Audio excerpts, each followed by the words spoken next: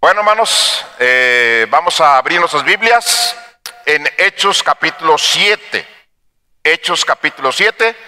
Vamos a leer del versículo 55 al versículo 55 al versículo 60. Y voy a pedirles que se pongan de pie, hermanos. De pie. Y vamos a leer, nada más, pónganse de pie. Vamos a leer y recordarles que apaguen sus celulares. Ya no estén saliendo, no estén entrando. Los niños tienen sus clases, ¿verdad? Tienen sus clases, no puede andar ningún niño corriendo, viniendo aquí al frente, saliendo, entrando, ¿verdad? Eso interrumpe, incomoda al predicador y a toda la iglesia. Entonces es un lugar que se tiene que tener disciplina, respeto, ¿verdad? Así que hay clases allá. Y la mamá puede estar ahí en la clase con su bebé si tiene alguna pendiente, está enfermito, desconfianza. Puede ir a cunitas, por ahí le brindan una sillita o en lo fresquecito puede estar sentada o sentado. Bueno, vamos a leer Hechos capítulo 7, versículos 55 al 60. Dice la palabra de Dios. Pero Esteban, lleno del Espíritu Santo, puesto los ojos en el cielo, vio la gloria de Dios y a Jesús que estaba a la diestra de Dios.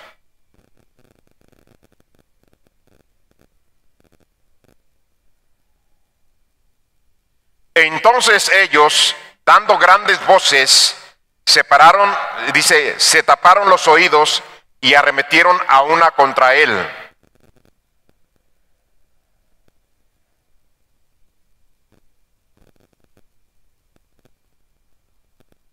Y apedreaban a Esteban mientras él invocaba y decía: Señor Jesús, recibe mi espíritu.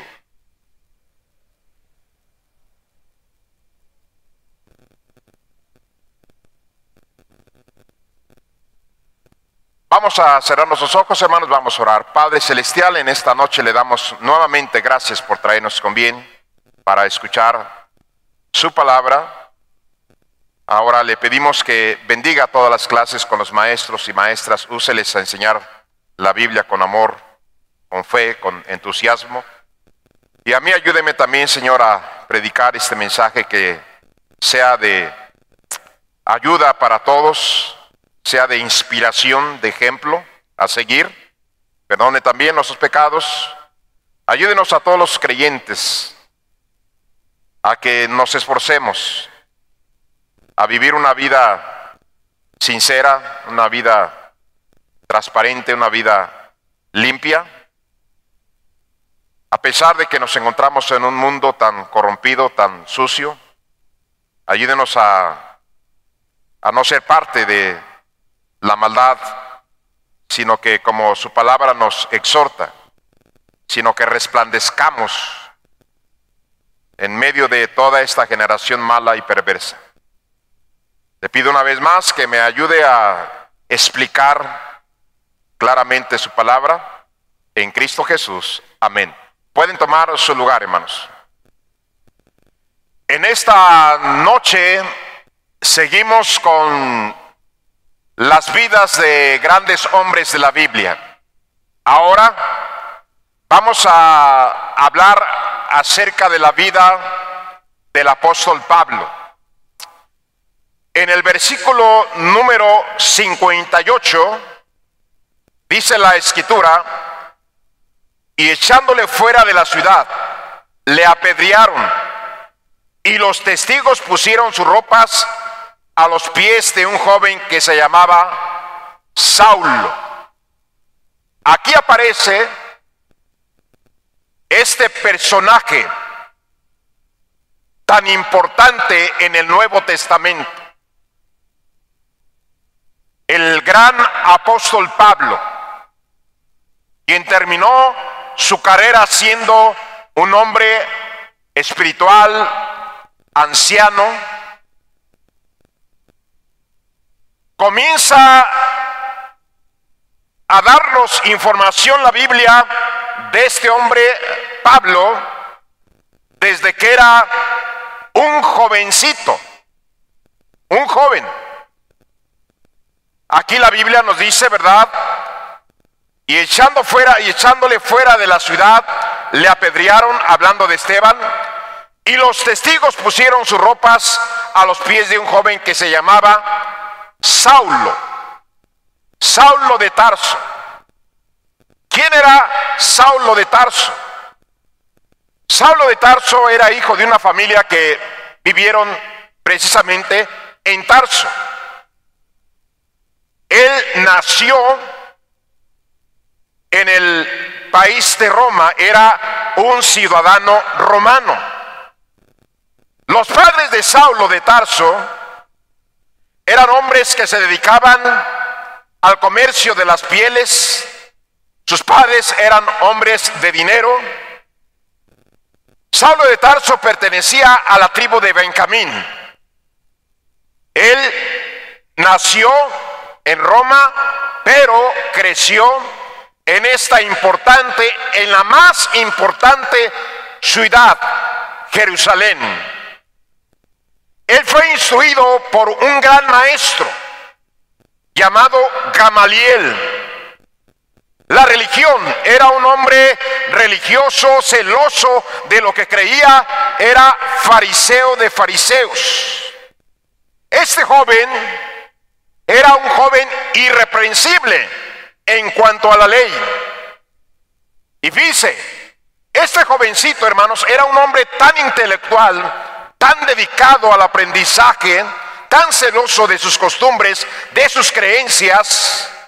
Este joven hablaba arameo, hebreo, griego y latín, y quién sabe cuántos más idiomas pudo haber aprendido en el camino. Pero vamos a ver, hermanos,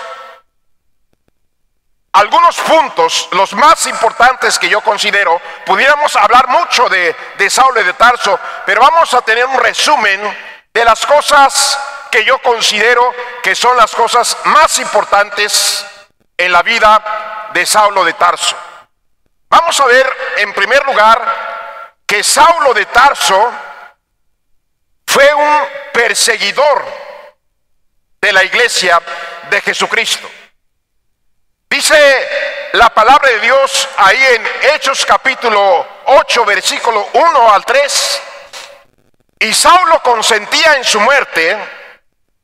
En aquel día hubo una gran persecución contra la iglesia que estaba en Jerusalén, y todos fueron esparcidos por las tierras de Judea y de Samaria, salvo los apóstoles. Y hombres piadosos llevaron a enterrar a Esteban e hicieron gran llanto sobre él. Y Saulo asolaba la iglesia, entrando casa por casa, arrastraba a hombres y a mujeres y los entregaba en la cárcel.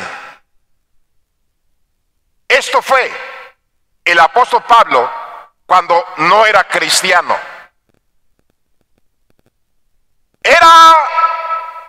Fue un perseguidor de la iglesia de Jesucristo. Era celoso de su religión.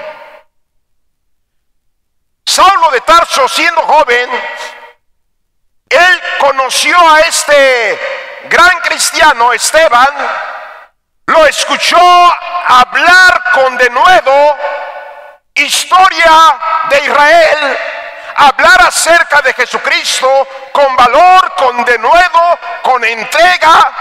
Y Saulo de Tarso observa cómo crujen los dientes contra él, cómo tapan sus oídos los judíos para no escucharlo, cómo comienzan a apedrearlo, y en lugar de conmoverse en su corazón, en lugar de sentir lástima, en lugar de oponerse a este asesinato tan cruel, en el capítulo 8 vemos que él se hace, hermanos, el principal perseguidor de los cristianos.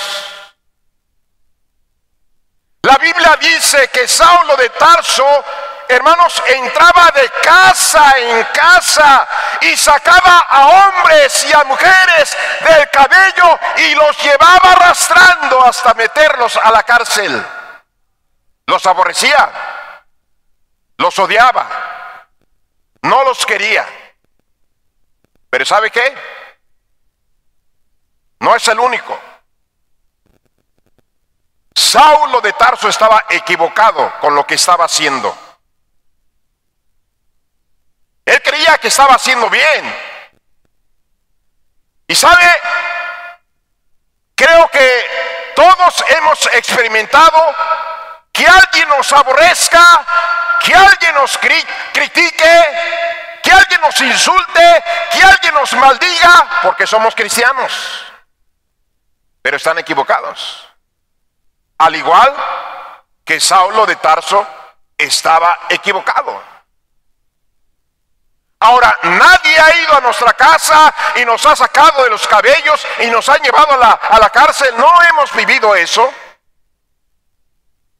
Pero sí hemos vivido las burlas. ¡Ay, hermanito! ¡Aleluya! Te lavaron el cerebro. Vas a esa iglesia donde te engañan. Vas a esa iglesia donde te sacan el dinero. Arrepentido, monja. Pero la gente está equivocada porque no conocen al Señor y piensan que ellos tienen la razón y piensan que nosotros estamos mal. Miren esas pobres mujeres fanáticas con esas naguas tan largas que se tropiezan y no pueden subir a un camión.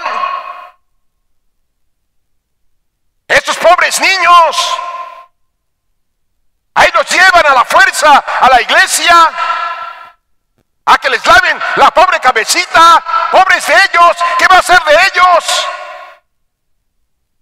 Pero están equivocados. Así como Saulo de Tarso estaba equivocado y, hermanos, sinceramente pensaba que estaba haciendo lo correcto, persiguió a la iglesia y consintió en la muerte de Esteban. Era un joven. Pero no pasó mucho tiempo, hermanos, que se convirtió al Señor. Allá en Hechos capítulo 9 se nos narra la conversión del apóstol Pablo. Dice la Biblia en el versículo número 1: Saulo respiraba aún amenazas y muerte contra los discípulos del Señor. Vino al sumo sacerdote y le pidió cartas para las sinagogas de Damasco, a fin de que si hallase algún hombre o mujeres en este camino, los trajese presos a Jerusalén. Mas yendo por el camino, aconteció que al llegar cerca de Damasco, repentinamente lo rodeó un resplandor de luz del cielo, y cayendo en tierra oyó una voz que le decía: Saulo, Saulo, ¿por qué me persigues? Él le dijo: ¿quién eres, Señor? Y le dijo: yo soy Jesús, a quien tú persigues. Dura cosa te es dar coces contra el aguijón. Él, temblando y temeroso, dijo: Señor, ¿qué quieres que yo haga? Y el Señor le dijo: levántate y entra en la ciudad, y se te dirá lo que debes de hacer. Esta historia de la conversión de Saulo se nos menciona, hermanos, que cayó del caballo, vio esa luz, ese resplandor. Y no solamente eso, dice la palabra de Dios, que quedó ciego, hermanos. No pudo ver más. Pero escuchó la voz de Jesús: Saulo, Saulo, ¿por qué me persigues? Este hombre duro de corazón, este hombre perseguidor de la iglesia, quizás hasta criminal, este hombre que odiaba, que bufaba como un buey embramecido, perseguía a los cristianos, duro de corazón, duro de carácter, se convirtió. ¿Qué quieres que haga, Señor? Se convirtió al Señor. Déjeme decirle que no hay persona en este planeta a quien Dios no pueda alcanzar, hermanos. Y no solamente Dios quiere alcanzar a alguien más. Dios tiene planes, grandes para cada vida, para cada persona en este mundo, hermanos. Pero se quedó ciego, se llenó de pánico, se cayó del caballo. Pasó un momento, hermanos, que de repente, en un instante, todo se derrumbó en su vida. ¿Y por qué de esa manera?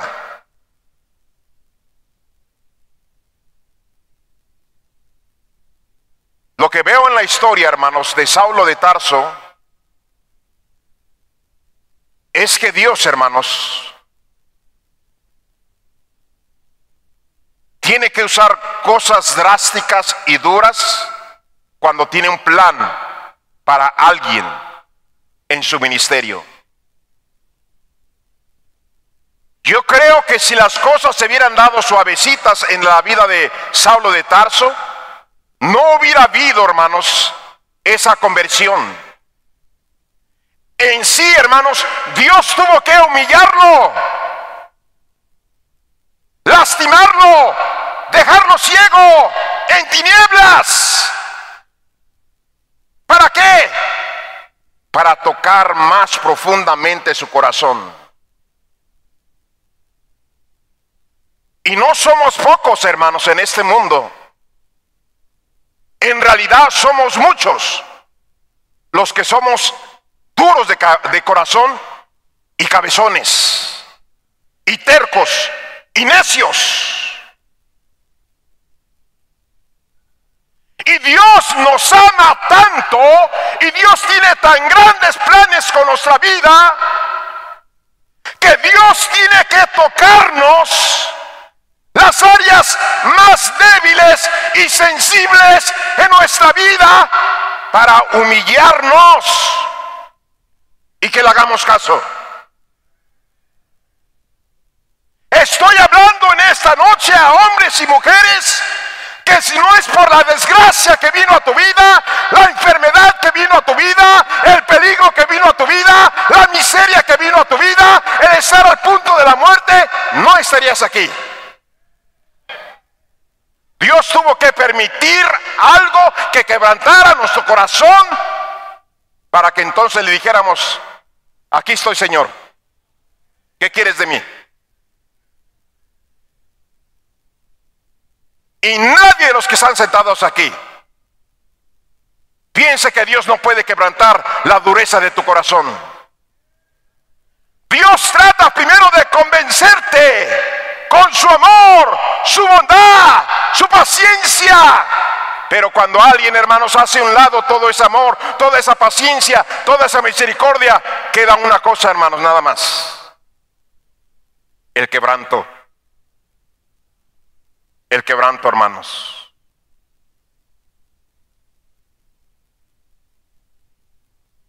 No puedo olvidar, hermanos, aquel joven que entró a mi oficina hace algunos años con una chamarra de piel, bien vestido, bien alineado, y entra muy amable a la oficina. Dice: pastor, ¿qué quiere que haga, pastor? Usted dígame, ¿limpio baños? ¿Doy una clase? ¿Apoyo con los jóvenes? Usted dígame, pastor. Sí, la verdad que yo crecí en una iglesia cristiana y mis padres cristianos y asistí fielmente, pero la verdad, pastor, es que me fui al mundo. Pero han pasado cosas en mi vida que me han quebrantado mi corazón, y aquí estoy, y ahora voy a entregarme al Señor. Dígame, ¿qué hago, pastor? Alfonso se llamaba. Y el domingo te veo y platicamos. Próximo domingo vino Alfonso. No, perdón, próximo domingo vino su mamá. Alfonso no vino. Digo: hermana, ¿y Alfonso qué pasó? Dice: ay, pastor, está bien enfermo Alfonso. Tiene mucha tos y le duelen sus pulmones. Está resfriado. Pasó otro domingo. Le digo: hermana, ¿y Alfonso cómo sigue? Qué bueno que me pregunta, pastor, por Alfonso. Me dijo que si podía ir esta semana a verlo ahí, a nuestra casa. Le digo, ¿cómo no? Y fui a ver a Alfonso. Ahí estábamos en su comedor. Y Alfonso ya demacrado, un poco delgado, con lágrimas en los ojos. Dice, pastor, no sé qué me está pasando. Estoy usando medicamentos, no he mejorado, pero pastor, siga orando. Dígale a la iglesia que oren por mí. Pastor, yo quiero que cuando me componga a ir a la iglesia y apoyar a los jóvenes, predicar a los jóvenes, enseñar a los jóvenes que no se vayan al mundo, pero dígale a los hermanos que oren por mí, pastor.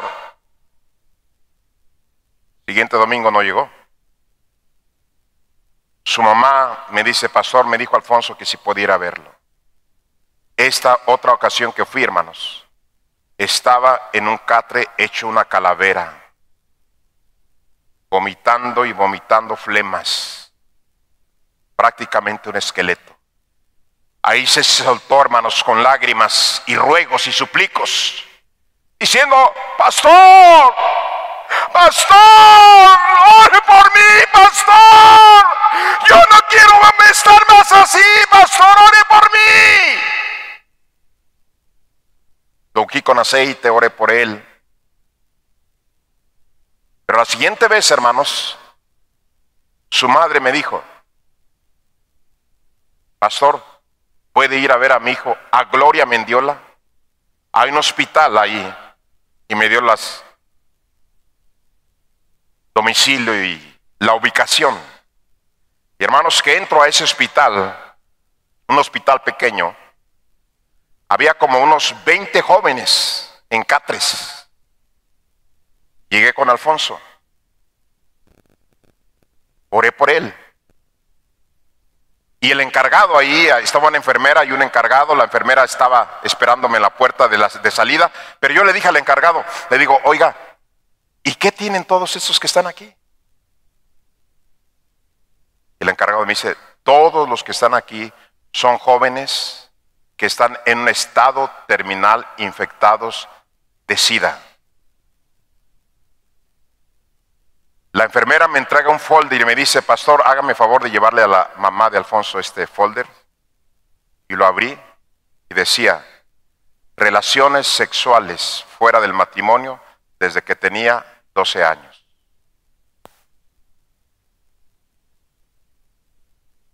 Hermanos, siguiente vuelta que di, ya no fue al hospital, fue al panteón a predicar el funeral de Alfonso. Murió de SIDA por llevar una vida desde pequeño, una vida promiscua, y murió.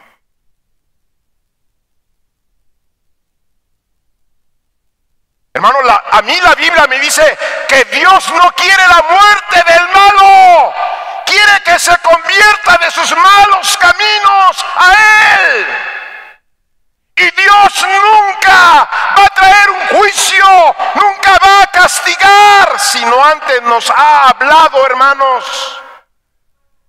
Y hermanos, repito, gracias al Señor, hermanos, que algunos de los que estamos aquí, o muchos de los que estamos aquí, éramos duros de corazón, pero Dios tuvo que hacer algo para quebrantarnos y humillarnos y aceptarlo en nuestra vida como nuestro Salvador.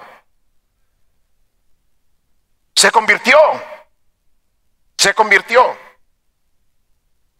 Pero hermanos, no solamente se convirtió, sino que vemos su entrega al Señor Jesucristo, hermanos. Mira, ya en 2 de Corintios capítulo 12, segundo libro, 2 de Corintios capítulo 12 o segunda carta, 12, versículo 15. Dice la palabra de Dios, hablando él mismo, ahora ya siendo apóstol, ya convertido. Dice, y yo con mayor placer gastaré lo mío. Mire, después de perseguir a la iglesia, de encarcelar a los cristianos, de consentir con la muerte, de hermanos perseguirlos, bufando de coraje y de odio, ahora el apóstol Pablo hablando de los cristianos, hermanos, yo con mayor placer gastaré lo mío. Y y aún yo mismo me gastaré del todo por amor de vuestras almas, de las que él perseguía, aunque amados más, sea amado menos. Dice la Biblia que al que se le perdona mucho, ama mucho. Pablo dijo que él era el primero de los pecadores y el más grande de los pecadores del mundo. Pero ¿cómo amó al Señor, hermanos? ¿Cómo amó a esa iglesia a quien él persiguió? Él está diciendo, hermanos, yo con mayor placer, con contentamiento, con alegría, gastaré lo que yo tengo, gastaré lo mío, y aún yo mismo me gastaré por amor a vuestras almas. ¿Sabe qué iglesia tenemos hoy, hermanos? Una iglesia de cristianos que son una bola de mundanos. ¿Cómo les encanta el mundo, hermanos? Mundanos. ¿Y qué vergüenza deberían de tener? Vergüenza, o cuando menos un poquito de vergüenza. Son tan codos para dar por las almas perdidas, pero son tan espléndidos para gastar para el mundo. Espléndidos para gastar. Hermano, quisiera estar equivocado, pero aparte de la comida y de los servicios, lo que el cristiano gasta de más, habiendo ya comprado lo básico para vivir, lo gasta en puras cosas que están destruyendo su vida y su familia. Los están carcomiendo poco a poquito, hermanos.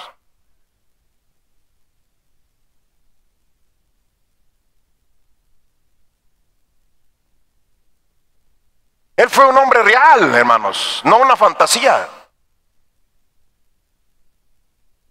Él estaba dispuesto a gastar todo lo que poseía y a gastar su vida también por amor a la iglesia que él persiguió, hermanos. Y aunque me amen menos, no me importa. Aunque yo les ame más, estoy dispuesto a esto. Me recuerdo un hermano, hermanos, que yo lo ayudé a crecer. Se fue al mundo, está perdido ahorita, no sé ni dónde esté. Tuvo muchas oportunidades de parte de Dios, hermanos. Dios lo perdonó, fue salvo, se bautizó. Tuvo mucha misericordia de Dios de él. Pero me recuerdo a su esposa, hermanos, llegando a mi casa diciendo: pastor, hermana Connie, ya no sé qué hacer con este hombre. Ya no lo aguanto. Yo decía, ¿cómo pueden existir hombres así? La pobre esposa, hermanos, en chanclas, literalmente, en chanclas. Sus niños, hermanos, con necesidad de alimento porque eran niños. ¿Y dónde cree que gastaba el dinero este hermano? En las tristes llantas de su carro, nuevas. Mejorando su estéreo y mejorando sus bocinas y pintando bonito su triste carro. Pero así hay algunos sentados en esta noche. Eres un sinvergüenza, ingrato, cruel, con el que te amó, te salvó. Por su gracia estás aquí, y por su gracia y su amor un día estarás en el cielo. No, con placer gastas. Pero ¿qué para Dios? ¿Qué para Dios?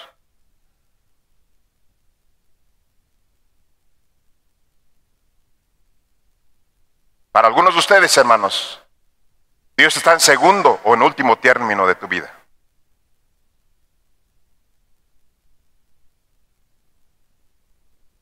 La verdad. ¿Sabe? Algunos de ustedes, hermanos, le dan a Dios las obras de tu tiempo, las obras de tu dinero, las obras de tus hijos.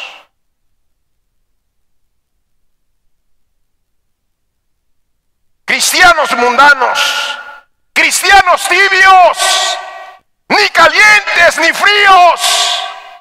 Se sienten cómodos, se sienten bien, sin hacer nada por Dios. Y se justifican diciendo: yo no le hago mal a nadie, ni le hago bien, no me meto con nadie, soy neutral. Pues esa palabra neutral, Cristo la usa diciendo: eres tibio, y por cuanto eres tibio, te voy a vomitar de mi boca. ¿Cuántos de ustedes todavía le están pensando si se entregan a Dios o no se entregan a Dios? Si dejan el mundo definitivamente y ya viven para Dios y se consagran para Dios, ¿cuántos están todavía en ese dilema y en ese pensamiento luchando? Cristianos mundanos, tibios, materialistas, egoístas. Están dispuestos a hacer muchas cosas por cosas vanas, menos por Cristo ni por las almas. Mire lo que dice Filipenses 3:8. Filipenses 3:8, mire lo que dice ahí el apóstol Pablo, hermanos. Filipenses 3:8. Y ciertamente aún estimo todas las cosas como pérdida por la excelencia del conocimiento de Cristo Jesús, mi Señor, por amor del cual lo he perdido todo. Lo he perdido todo y lo tengo por basura para ganar a Cristo. Oh, pero tú acaricias tu carrerita, acaricias tu empleo, acaricias tu negocio, tus cosas en la casa, tu casita, tu carrito, tus muebles. Oh, los acaricias. No, que no se te pierda algo porque sientes que se acaba el mundo. Pegas el grito en el cielo: ¡mujer! ¡Mujer! ¡Rápido! ¿Dónde está la cartera? ¿Dónde está la cartera? ¿La tiré o la tienes por ahí? ¿No la viste? Triste avaro. Bueno fuera que dijeras: ¿y dónde está mi niño? Que no lo veo. Tu niño ni te importa. Amor, el niño está enfermo, tiene fiebre. Espérate para mañana. Ahorita no hay taxis. A lo mejor está cerrado el hospital. No seas hipócrita. Lo que te pesa es el billete que vas a soltar por tu niño. Así los hay, hermanos.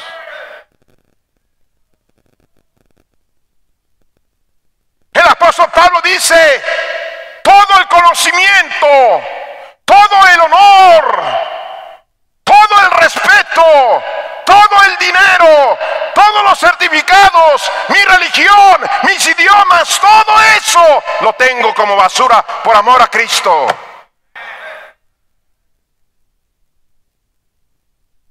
¿Cómo este mundo, hermanos, engaña tanto a la gente? Uno de los grandes problemas en esta generación es el materialismo, hermanos. En vez de amar a la familia, de amar a los perdidos, de amar a Dios, de amar la Biblia, de amar la oración, aman con pasión las cosas materiales. Ustedes saben, y lo he dicho varias veces en esta iglesia, hermanos,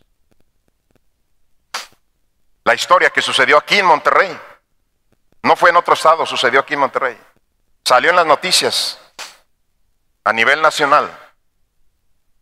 Una pobre criaturita de 5 o 6 años, hermanos. Qué hermosos son los niños. Qué tiernos son, qué inocentes. Ese niño chiquito, hermano, sale a la calle con un desarmador y raya el carro de su padre, que estaba bien pintado y reluciente, y lo raya con el desarmador. Y sale ese padre y ve a su niño que ha rayado su auto, que ha rayado su pintura bonita. Y hermanos, y en su enojo, en su rabia, en su materialismo, ese padre, hermanos, le cortó las 2 manitas a su hijo. Tú te sorprendes, pero tú llevas esa misma carrera, hijo. No te duele que tu esposa se enferme, te duela que se te truena la máquina de tu carro. No te duele que tus hijos no tengan zapatos, te duele que tu carro no tenga llantas.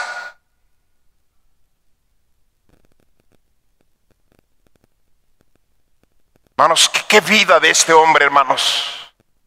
Todo lo que yo tenía lo tengo como basura. Y para mí es un placer gastar lo que yo tengo y gastar mi propia vida por amor a vuestras almas y por ganar a Cristo. Este hombre fue el que escribió 13 epístolas de la Biblia del Nuevo Testamento. Un cuarto de todo el Nuevo Testamento fue escrito por el apóstol Pablo, y mucho de lo que él escribió fue dentro de una cárcel, hermanos. Su ministerio evangelístico sí lo inició con judíos, pero el ministerio que Dios le dio fue para los gentiles. Y mire lo que dice la Biblia ahí en el libro de Romanos capítulo 15.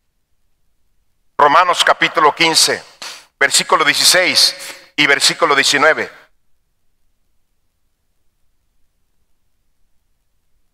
Para ser ministro de Jesucristo a los gentiles, ministrando el evangelio de Dios, para que los gentiles les sean ofrenda agradable, santificada por el Espíritu. Tengo pues de qué gloriarme en Cristo Jesús en lo que a Dios se refiere, porque no osaría hablar sino de lo que Cristo ha hecho por medio de mí para la obediencia de los gentiles con la palabra y con las obras, con potencia de señales y prodigios, en el poder del Espíritu de Dios, de manera que desde Jerusalén y por los alrededores hasta Lírico, todo lo he llenado del evangelio de Cristo. Pregunto a ustedes que tienen años de cristianos: ¿ganas almas? ¿Sales a predicar el evangelio? Puede ser que estás en verdaderos problemas, hermano, porque tú no puedes dar algo que no tienes. Y quizás no te entusiasma compartir el evangelio con otra persona porque ni tú siquiera has obedecido al evangelio. Porque una de las evidencias principales de que cuando alguien se ha convertido al Señor como Saulo de Tarso, es quererle hablar a todos de Cristo, a tus vecinos, a tus amigos, a tus abuelos, a tus padres, a tus hermanos. Está eso en que los demás conozcan de Cristo.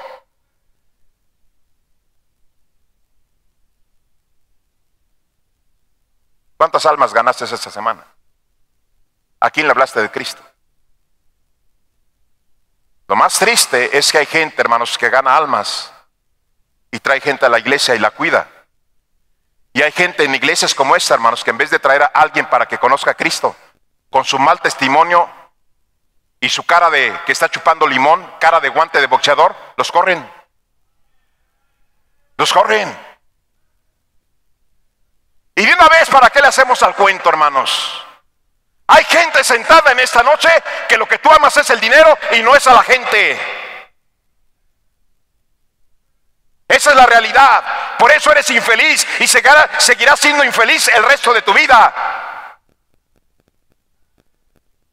Estaba escuchando un mensaje, hermanos, de uno de los grandes predicadores, el mejor posiblemente de toda la historia en estos últimos siglos, Billy Graham. Él dijo: la felicidad del ser humano no está fuera, ni está dentro de él. Dice: yo he conocido a los hombres más ricos y son infelices, a los artistas más famosos del mundo y son infelices, a los políticos más poderosos y son infelices. Y sabe, si usted conoce a este hombre o conoció a Billy Graham, él se rozó y habló con los personajes más grandes, humanamente hablando, de este planeta. Y él da testimonio: esa gente es infeliz, porque el que hace feliz a un hombre, repito, no es lo que está afuera, no es lo que está dentro. El que hace sentirse feliz a un hombre es estando Cristo dentro de él. Él es la felicidad.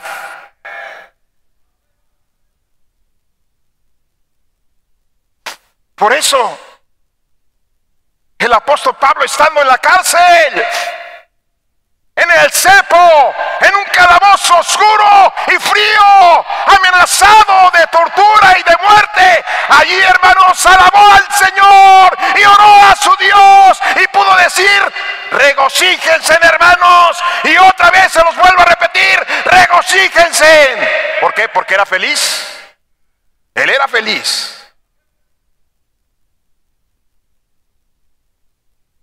Murió decapitado aproximadamente en el año 67 después de Cristo. Y concluyo con este hermoso pasaje. Su vida comienza a narrarse cuando era joven, perseguidor de la iglesia. Su vida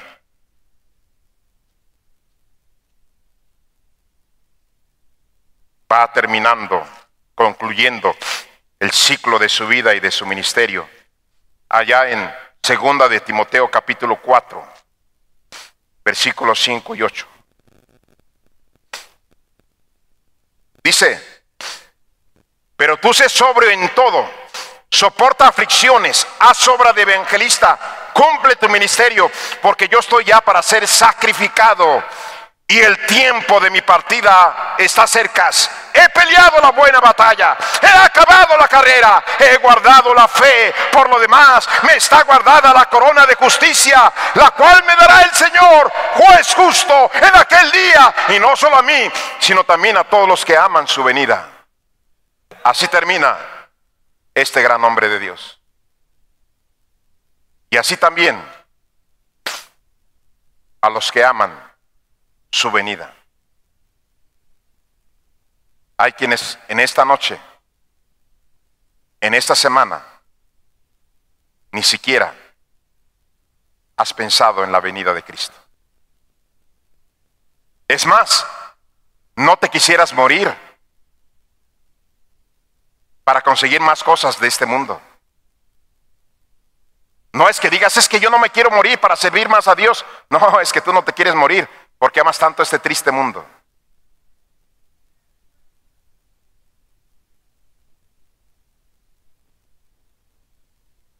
Un predicador, hermanos, vio a un hombre de unos 45 años en la calle con una minifalda escolar, unas medias oscuras y unos zapatos de tacón.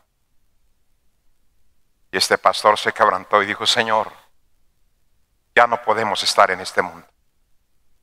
Señor, ven, Señor, ya no podemos estar aquí, Señor.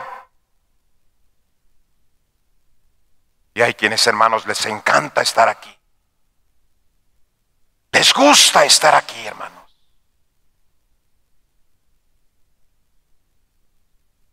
A los que aman su venida, Pablo amaba, soñaba con la venida de Jesús, tanto que él pensó que él se iba a ir sin experimentar la muerte con el Señor al cielo.